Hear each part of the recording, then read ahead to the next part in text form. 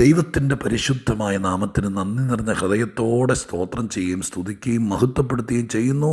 നാൾതോറും നമ്മുടെ ഭാരങ്ങളെ ചുമന്നും നമ്മോടൊപ്പം നിന്നും നമ്മളെ കൂടെ നടത്തിയും എല്ലാ ദിവസവും വിജയപ്രദമാക്കി തീർക്കാൻ ആലോചനയിൽ വലിയവനും പ്രവൃത്തിയിൽ ഭയങ്കരനുമായിരിക്കുന്ന ദൈവം അതത് ദിവസത്തേക്കുള്ള ആലോചന തരികയും ആ ആലോചനയെ വിശ്വസിക്കുകയും അനുസരിക്കുകയും ചെയ്യുന്നവർക്ക് വേണ്ടി വീര്യപ്രവർത്തികൾ ചെയ്ത് നമ്മെ ഈ ലോകമധ്യേ ജയത്തോടെ നടത്തുന്ന നമ്മുടെ ദൈവത്തിന് 1000 നന്ദിയും സ്തുതിയും സ്തോത്രം മഹത്വവും പുകഴ്ചയും എല്ലാം കരയറ്റിക്കൊണ്ട് ദൈവത്തിൻ്റെ തിരുസന്നിധിയിൽ ഇരുന്ന് പ്രാപിച്ചൊരു ദൈവത്തിൻ്റെ ആലോചന നിങ്ങളുമായി പങ്കുവയ്ക്കാൻ ഒരുങ്ങുമ്പോൾ നിങ്ങൾക്കെല്ലാവർക്കും സ്നേഹാദരവോടെ യേശുക്രിസ്തുവിൻ്റെ ധന്യമുള്ള നാമത്തിൽ വിനീതമായ സ്നേഹവന്ദനങ്ങൾ അറിയിച്ചുകൊണ്ട് ഇന്ന് നാം ദൈവിക ചിന്തയിലേക്ക് കടക്കുകയാണ്.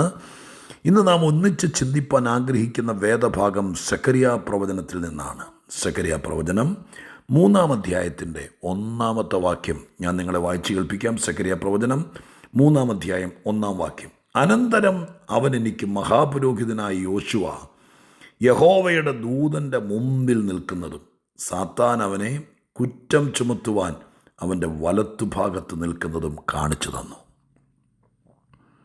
അനന്തരം അവൻ എനിക്ക് മഹാപുരോഹിതനായ യോശുവ യഹോവയുടെ ദൂതൻ്റെ മുമ്പിൽ നിൽക്കുന്നത്, സാത്താൻ അവനെ കുറ്റം ചുമത്താൻ അവൻ്റെ വലത്തുഭാഗത്ത് നിൽക്കുന്നതും കാണിച്ചു തന്നു.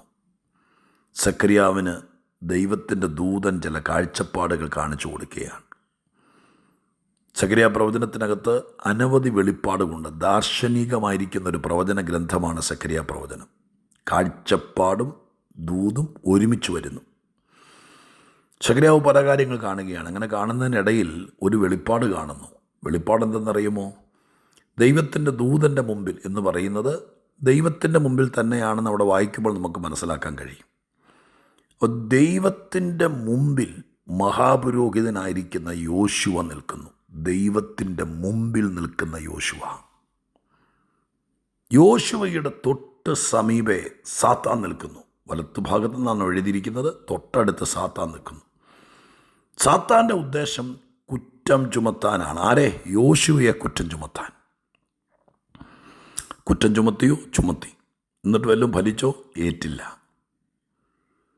ഈ ഭാഗത്ത് നിന്ന് ചില കാര്യങ്ങൾ നിങ്ങളുമായി പങ്കുവയ്ക്കാൻ എൻ്റെ മനസ്സ് വ്യഗ്രത കൊള്ളുകയാണ്.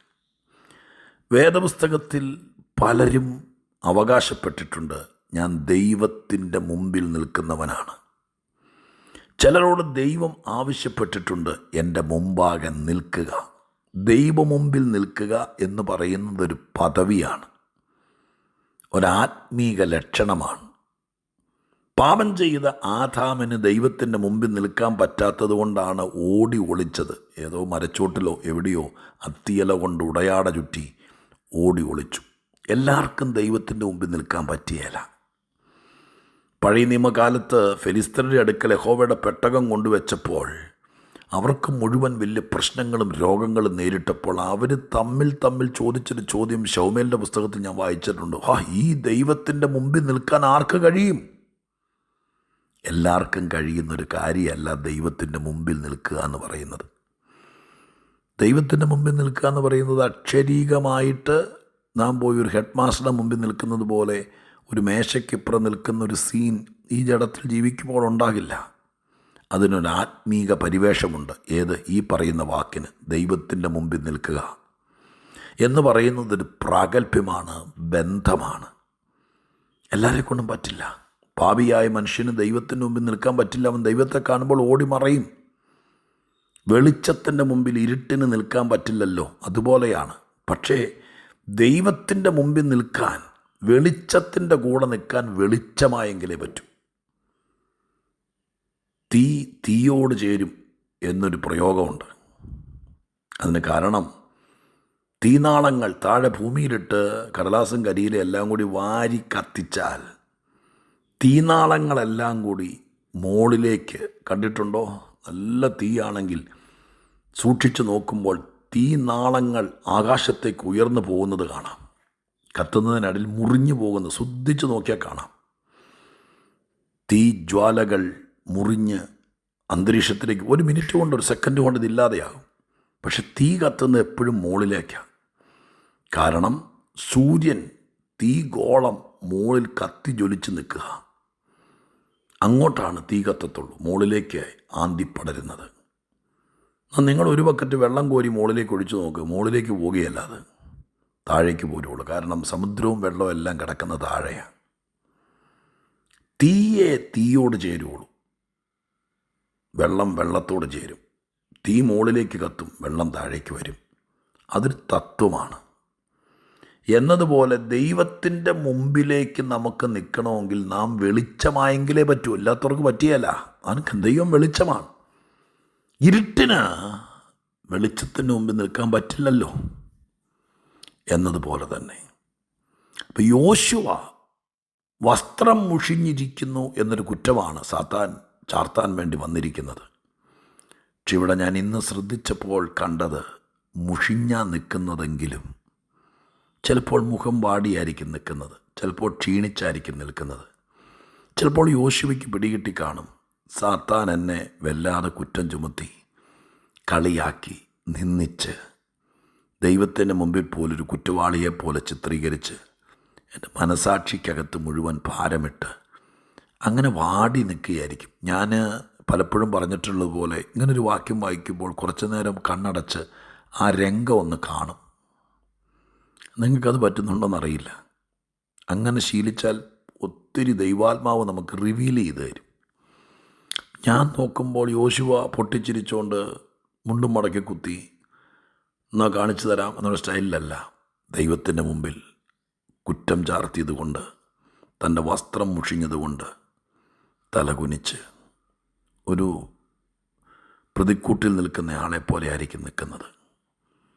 അങ്ങനെയൊക്കെ ആണെങ്കിലും, അങ്ങനെയൊന്നും ബൈബിളിൽ എഴുതിയിട്ടില്ല. പക്ഷെ ബൈബിളിൽ എഴുതിയ കാര്യം ഞാൻ പറയാം. ഇത് ഞാൻ അനുമാനിച്ചതാണ്. ഒരു സൈഡിലേക്ക് തല ചരിച്ച് കുറ്റം ചെയ്തിട്ട് നിൽക്കുമ്പോൾ ഒരു കൊച്ചുകുട്ടി നിൽക്കുന്നത് പോലെ, അമ്മയുടെ മുമ്പിൽ തെറ്റ് ചെയ്തിട്ട് നിൽക്കുന്നൊരു മോനെ പോലെ ആയിരിക്കും നിൽക്കുന്നത്. അതെൻ്റെ ഭാവനയാണ്. പക്ഷെ എഴുതിയിരിക്കുന്ന കാര്യം ഞാൻ പറയാം. വസ്ത്രം മുഷിഞ്ഞതാണെങ്കിലും മുഖം വാടിയാണെങ്കിലും തല ഒരു സൈഡിലേക്ക് ചരിച്ച് ഒരു ഭാരം കൊണ്ടാണ് നിൽക്കുന്നതെങ്കിലും നിൽക്കുന്നത് ദൈവത്തിൻ്റെ മുമ്പിലാണ്. നിൽക്കുന്നത് ദൈവത്തിൻ്റെ മുമ്പിലാണ്. പ്രിയ ദൈവ പൈതലേ, പ്രശ്നങ്ങൾ എത്രയുണ്ടെങ്കിലും, ഒരു കുറ്റബോധം നിന്നെ വേട്ടയാടുന്നുണ്ടെങ്കിലും, മനസാക്ഷിക്കകത്ത് എന്തോ ഒരു നഷ്ടബോധം ഫീൽ ചെയ്യുന്നുണ്ടെങ്കിലും, വേണ്ടായിരുന്നു, അബദ്ധം പറ്റി, എൻ്റെ കുറ്റമാണ് എന്നൊക്കെ പറഞ്ഞ് തലച്ചോറിനകത്തും മനസ്സിനകത്തും വെടിയുണ്ട കയറുന്നത് പോലെ ചില സമയത്ത് ഭാരങ്ങൾ കയറുന്നുണ്ടെങ്കിലും, ഞാനൊരു ചോദ്യം ചോദിക്കട്ടെ, നിൽക്കുന്നത് എവിടാ? ദൈവത്തിന് മുമ്പിലാണോ? 1000 ഭാരങ്ങളും ചിന്തകളും നഷ്ടബോധങ്ങളും ഒക്കെ മനുഷ്യനുണ്ടാകാം. എത്രയോ വട്ടം അങ്ങനെ പറയണ്ടായിരുന്നു, അങ്ങനെ ചെയ്യണ്ടായിരുന്നു, അന്ന് ഞാൻ കാരണം ഇവിടെ എടുത്തിയാട്ട എൻ്റെ നിർബന്ധത്തിനാണ്, അങ്ങനെ വേണ്ടായിരുന്നു എന്നൊക്കെ തോന്നിയിട്ടുള്ള 100 തോന്നലുകൾ നിങ്ങൾക്കുണ്ടായിട്ടില്ലേ? എത്ര വട്ടം എനിക്ക് തോന്നിയിട്ടുണ്ട്. ഗുരുതരമായ തെറ്റോ പാളിച്ചോ ഒന്നുമല്ല ഞാനീ പറയുന്നത്. എങ്കിലും വേണ്ടായിരുന്നു, ഞാൻ കാരണം, ഞാൻ പറഞ്ഞതുകൊണ്ട്, ഞാൻ അങ്ങനെ ചെയ്തതുകൊണ്ട് എന്നൊക്കെ തോന്നുന്ന ഒത്തിരി. അതിൻ്റെ മുഷിച്ചിലും അതിൻ്റെ വാട്ടവും അതിൻ്റെ കോട്ടവും ഒക്കെ നമ്മെ ബാധിക്കുമ്പോഴും ഒരു കാര്യം ഞാനിവിടെ കണ്ടു, നിൽക്കുന്നത് വേറെങ്ങുമല്ല, ദൈവത്തിൻ്റെ മുമ്പിൽ. ദൈവത്തിൻ്റെ മുമ്പിൽ നിൽക്കുമ്പോൾ തൊട്ട് ചേർന്നതേ സാത്താൻ നിൽക്കുന്നു എന്ന് അവിടെ എഴുതിയിരിക്കുന്നു. സാത്താൻ അടുത്ത് നിൽക്കുന്നു. പ്രിയരേ, സാത്താൻ അടുത്ത് നിൽക്കട്ടെ, അതിനൊക്കെ അവന് പറ്റിയേക്കാം. ഇതൊക്കെ പച്ചയ്ക്ക് എഴുതിയിരിച്ചിരിക്കുകയല്ലേ. യേശുക്രിസ്തു അന്ത്യ അത്താഴം കഴിക്കുന്ന നേരത്ത് മാളികമുറിയിൽ യൂദയുടെ ഉള്ളിലേക്ക് കർത്താവ് ഇരിക്കുന്ന സദസ്സിൽ വെച്ചല്ലേ സാത്താൻ വന്ന് കയറിയത്. അപ്പോൾ സാത്താൻ ചിലപ്പോൾ നിൽക്കട്ടെ, അടുത്ത് നിൽക്കട്ടെ. പക്ഷേ പിശാചും കൂട്ടരും അടുത്ത് നിന്നാലും നിന്നെ കുറ്റം പറയാൻ, നിന്നെ വീഴിക്കാൻ, നിന്നെ തകർക്കാൻ, നിന്നെ പിരിച്ചുവിടാൻ. പിശാച് വിചാരിച്ചത് ദൈവം തമ്പുരാൻ ഇപ്പം ഇവനെ മഹാപുരോഹിത പദവിയെന്ന് പിരിച്ചു വിട്ട് വീട്ടിൽ കൊണ്ടിരുത്തുന്ന. പക്ഷേ ഇതിനൊക്കെ വേണ്ടി കച്ചകെട്ടി ഇറങ്ങിയ സാത്താൻ കുറ്റം ചാർത്താൻ അടുത്ത് നിന്നപ്പോഴും ദൈവത്തിൻ്റെ മുമ്പിൽ നിന്നവനെ ദൈവം വിട്ടുകൊടുത്തില്ല. ഞാൻ ഇതിനെ രണ്ടിനെയും കൂടി നിങ്ങൾക്ക് മനസ്സിലായോ ഇല്ലയോ ആവോ, ആശങ്കപ്പെടുമോ ഞാൻ, പിടികിട്ടിയോ ഇല്ലയോ എന്ന്? എടാ, പിശാച് നിൻ്റെ അടുക്ക നിന്നാലും, നിൻ്റെ വലത്ത് ഭാഗത്ത് നിന്നാലും, നിൻ്റെ വീടിൻ്റെ മുമ്പിൽ വേറൊരു 10 സെൻറ്റ് സ്ഥലം മേടിച്ച് സാക്ഷാൽ സാത്താൻ വീട് വെച്ച് നിന്നെ തന്നെ ടാർഗറ്റ് ചെയ്ത് അവിടെ തിണ്ണയിൽ കസേരയിട്ട് നിൻ്റെ വീട്ടിലേക്ക് നോക്കി തോക്കും പിടിച്ചുകൊണ്ട് ഇങ്ങനെ വെടിവെക്കാൻ നിന്നാലും, പണ്ട് ദാനിയേൽ ബാബിലോണിലായിരുന്നപ്പോൾ ചിലരിങ്ങനെ കണ്ണിൽ എണ്ണ ഒഴിച്ച് കാത്തിരുന്നില്ലേ എങ്ങനെയെങ്കിലും ഒതുക്കാൻ വേണ്ടി?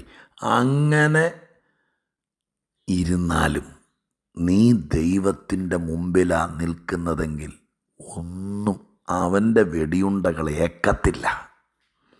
ദൈവത്തിൻ്റെ മുമ്പിൽ നിന്ന് മാറരുത്, ആ തിരുസാന്നിധ്യം വിട്ട് പോകരുത്, കർത്താവിൻ്റെ കണ്ണിന് മുമ്പിൽ നിന്ന് മാറിപ്പോകരുത്.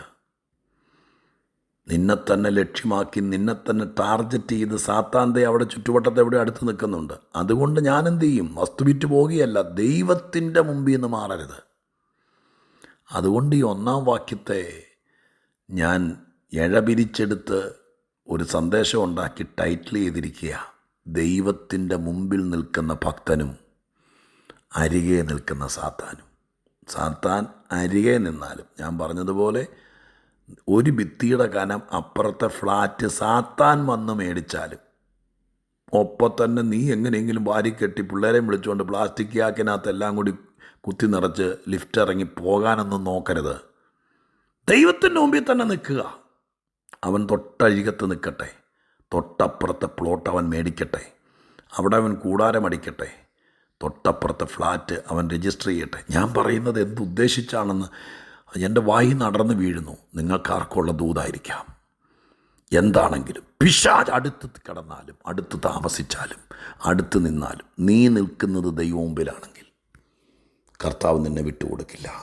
അവൻ ആരോപിക്കുന്ന സകല ആരോപണങ്ങൾക്കും വാക്കുകൊണ്ടല്ല മറുപടി, പ്രവൃത്തി കൊണ്ട് മറുപടി കൊടുത്തവനാ ദൈവം. മുഷിഞ്ഞ വസ്ത്രം മാറി ഉത്സവ വസ്ത്രം ധരിപ്പിച്ചില്ലേ? തലയിൽ ദൈവമായ കർത്താവ് രാജമുടി വെപ്പിച്ചില്ലേ? അവനെ ഡീപ്രമോട്ട് ചെയ്യും, ഡിസ്മിസ് ചെയ്യുമെന്ന് വിചാരിച്ച സ്ഥലത്ത് ആ ഭാഗം സൂക്ഷിച്ച് വായിച്ചാൽ അത്ഭുത ലക്ഷണ പുരുഷന്മാരുടെ ഇടയിൽ പ്രവേശനം, ആഗമനം അനുവദിച്ചില്ലേ? അതൊക്കെ ഒരു പ്രൊമോഷനല്ലേ? അപ്പം ദൈവമുമ്പിൽ നിന്ന് മാറാതിരിക്കുവാണെങ്കിൽ എത്ര സാത്താൻ അടുത്ത് നിന്നാലും നീ പേടിക്കണ്ട, ധൈര്യപ്പെട്. കർത്താവിൻ്റെ അടുക്കൽ നിന്ന് മാറാതിരുന്നാൽ മതി കേട്ടോ, മുമ്പിൽ നിന്ന് മാറാതിരുന്നാൽ മതി. ബാക്കി ദൈവം ചെയ്യും. അങ്ങനെ തന്നെ ഒന്ന് വിശ്വസിച്ചേ, അങ്ങനെ തന്നെ തീരുമാനിച്ചേ. അവൻ എത്ര അടുത്ത് മുട്ടിച്ചേർന്ന് വന്നാലും ഞാൻ എൻ്റെ ദൈവത്തിന് മുമ്പിൽ നിന്ന് മാറത്തില്ല. അത്രയും തീരുമാനിച്ചാൽ മതി, ബാക്കി ദൈവം ചെയ്യും. ഇനി ഞാൻ പ്രാർത്ഥിക്കാം. പരിശുദ്ധ ദൈവമേ, ഞങ്ങളുടെ സ്വർഗീയ പിതാവേ, ഈ സന്ദേശത്തിനായി, ഈ 1-ാം വാക്യത്തിലെ ചിന്തയ്ക്കായി സ്തോത്രം. ഒത്തിരി പേരോട് അടുത്ത് നിന്ന് അപവാദം പറയാൻ ഈ പിശാചാകുന്ന ദുഷ്ടൻ ശ്രമിക്കുന്നുണ്ടാകും. നാഥ, അങ്ങയുടെ മുമ്പിൽ നിൽക്കുന്നിടത്തോളം ഞങ്ങളെ അങ്ങ് വിട്ടുകൊടുക്കില്ലെന്നറിയാം. ഞങ്ങളത് വിശ്വസിക്കുന്നു. എന്നെ കേൾക്കുന്ന പ്രിയപ്പെട്ടവരെല്ലാം ഈ വിധത്തിൽ കരുതണം. യേശുവിൻ നാമത്തിൽ തന്നെ. ആമേൻ.